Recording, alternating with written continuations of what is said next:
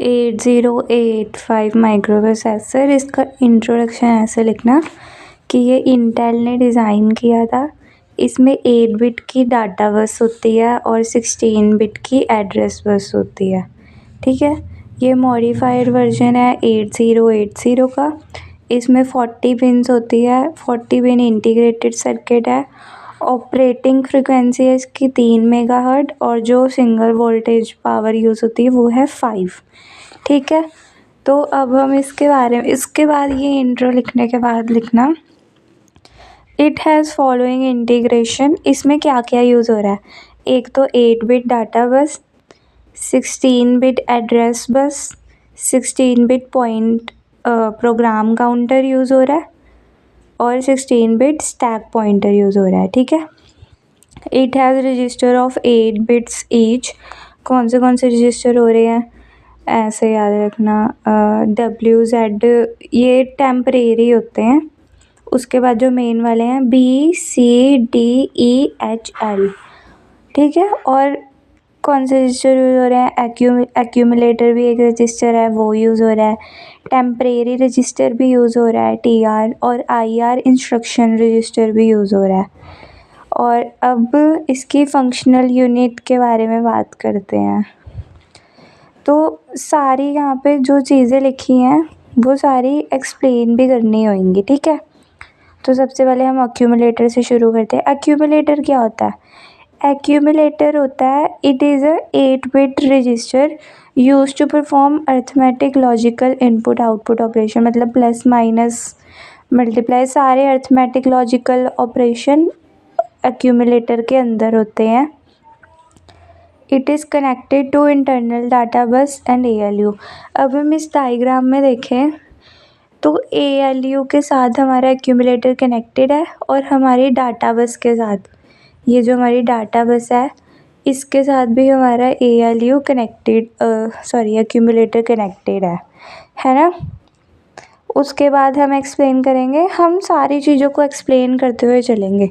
उसके बाद हमें एक्सप्लेन करेंगे ALU अर्थमेटिक लॉजिक यूनिट, वो हमने यहाँ पे एक्सप्लेन नहीं किया, वो देख लेना थोड़ा सा कि वो क्या होता है, एक्सप्लेन करना। उसके बाद हम आते हैं अब रजिस्टर्स पे, ये वाला जो पोर्शन है। ठीक है, तो general processing register, each register can hold 8 bit data and these register can work in pair to hold 16 bit data. सारे जो ये रजिस्टर्स हैं ये अकेले तो 8 बिट का डाटा होल्ड करते हैं, लेकिन साथ में अगर ये काम कर रहे हैं, मतलब कि अगर 16 बिट का डाटा आ गया तो ये अकेला तो कर नहीं पाएगा, तो ये पेयर में काम करते हैं। ठीक है, ये थे जनरल पर्पस रजिस्टर। उसके बाद प्रोग्राम काउंटर भी एक रजिस्टर होता है।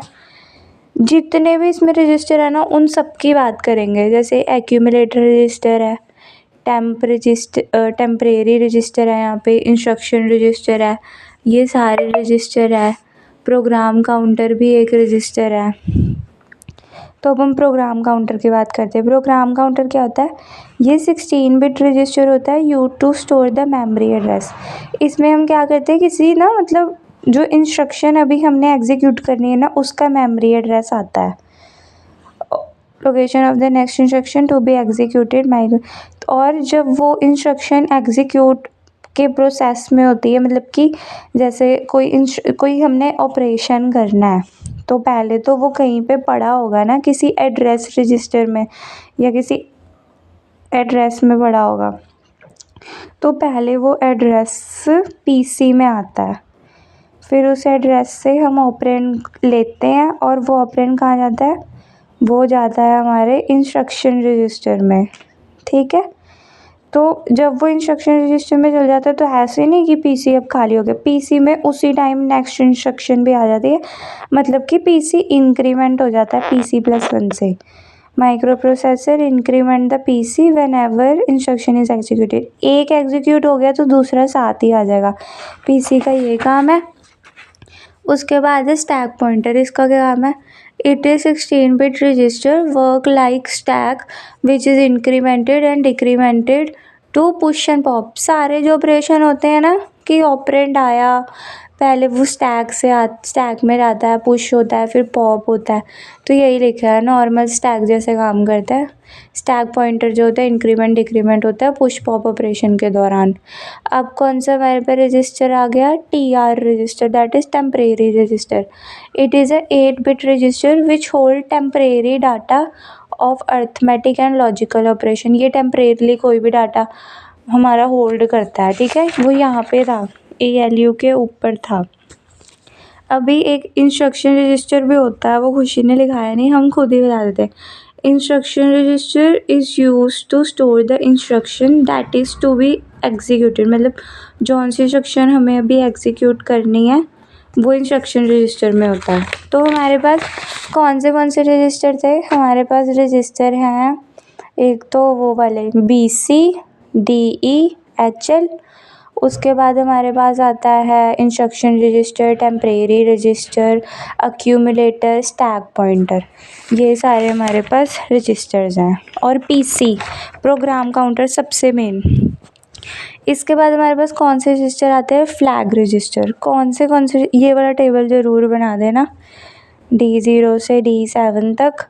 ये है कैरी फ्लैग, फिर कुछ नहीं है, क्रॉस। ये है पैरिटी फ्लैग, क्रॉस। ये है ऑक्सिलरी कैरी फ्लैग, क्रॉस। ये Z से 0 और ये S से साइन। ये सारे 8085 के फ्लैग रजिस्टर हैं। फ्लैग रजिस्टर कहाँ होते हैं, ALU के साथ डायरेक्ट कॉन्टैक्ट में होते हैं यार। जैसे ALU हमारा सब कुछ काम कर रहा है ना, हमारा सारा काम प्लस माइनस मल्टीप्लाई, इसका नाम क्या, अर्थमेटिक लॉजिक यूनिट। मतलब कि ये सारे हमारे अर्थमेटिक काम करता है।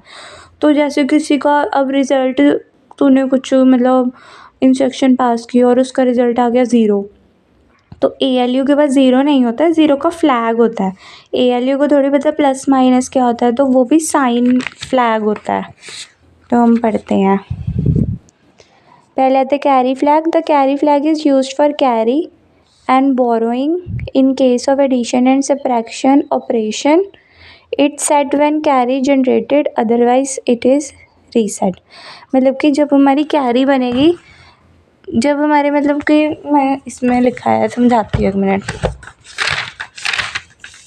जैसे इसमें देख सकते हैं कि हमने जब इन दोनों को ऐड किया तो हमारे जो D7 बिट थी, मतलब 00, मतलब कि लास्ट वाली 8 बिट वाला डाटा जब ऐड किया तो लास्ट वाली में कोई कैरी आया नहीं, 0।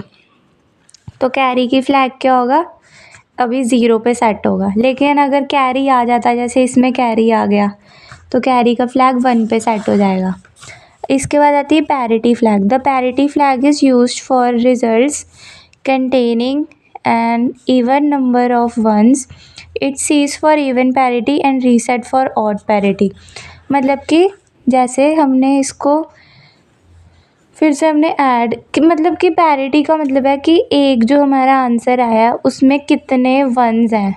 अगर तो वो 1 इवन है, जैसे इसमें 2 1 दिख रहे हैं, तो इसकी पैरिटी 1 होनी चाहिए।